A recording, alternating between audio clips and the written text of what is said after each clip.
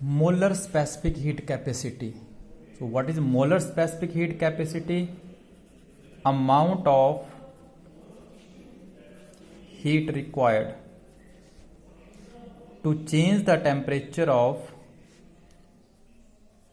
1 mole of a substance. अब हमने substance कितना लेना है 1 मोल अमाउंट में बाई 1 केल्विन और 1 degree Celsius.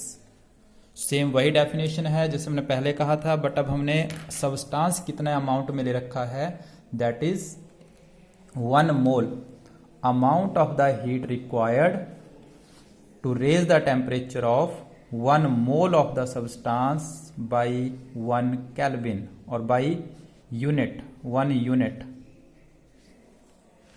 That is called molar specific heat capacity. So molar specific heat अगर हमें चाहिए तो हमें number of moles पहले पता करने पड़ेंगे। Given amount of the substance में mu is equal to number of moles in the given amount of the substance.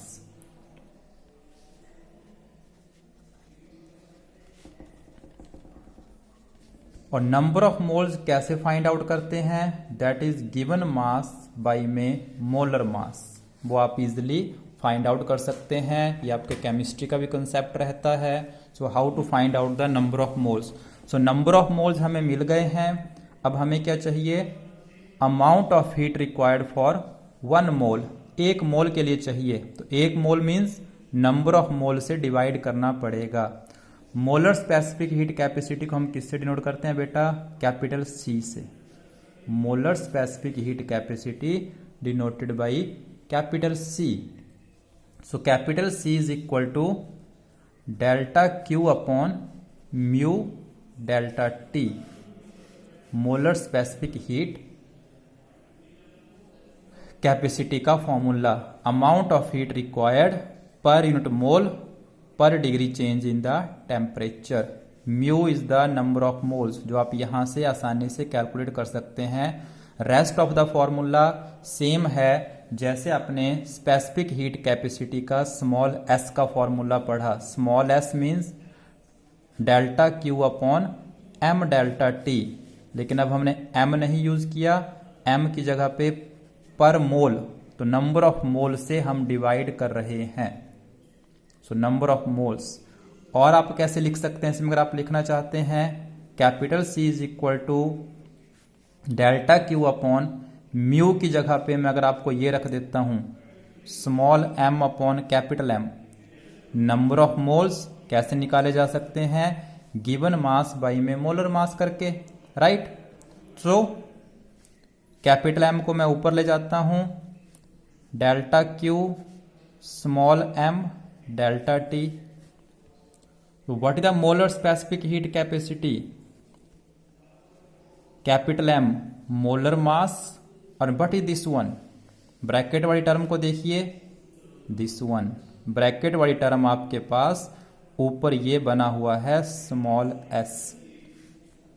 So molar specific heat और सिंपल स्पेसिफिक हीट कैपेसिटी में this one is the relation, that is equal to molar mass, capital M क्या है, molar mass. So molar mass multiply simple specific heat. अगर मैंने number of मोल की जगह पे ये पुट किया बेटा, तो रिलेशन ये बन गया, इसको हम सिंप्लीफाई करके स्मॉल एस लिख सकते हैं। So this is the also formula.